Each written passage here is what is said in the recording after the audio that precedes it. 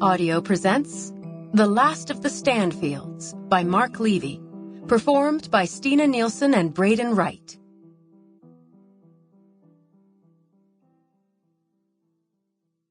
There are three sides to every story. Your side, my side, and the truth. And no one is lying. Robert Evans. 1. Eleanor-Rigby.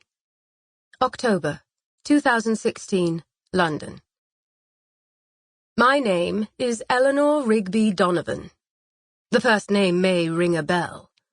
My parents were huge fans of the Beatles and the song Eleanor-Rigby.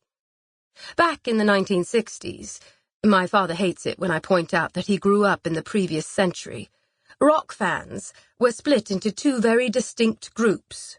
You were either a Rolling Stones fan or a Beatles fan.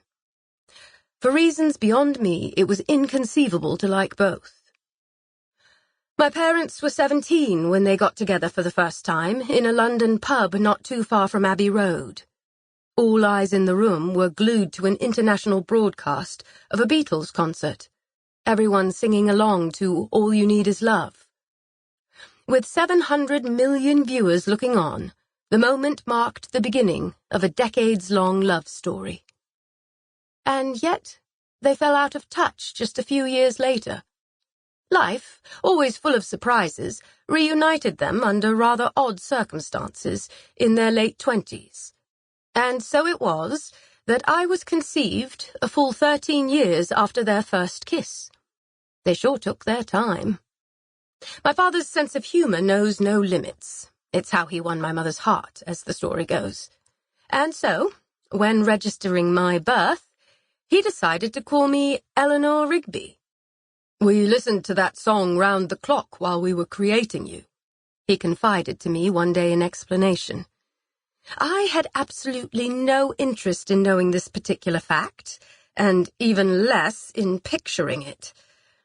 As for my childhood, I could go on and on about how miserable it was. But that would be a lie, and I'm a terrible liar.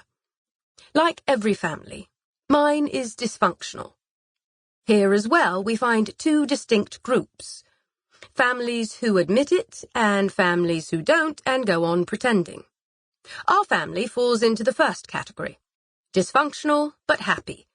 Perhaps too happy at times. Sample complete. Ready to continue?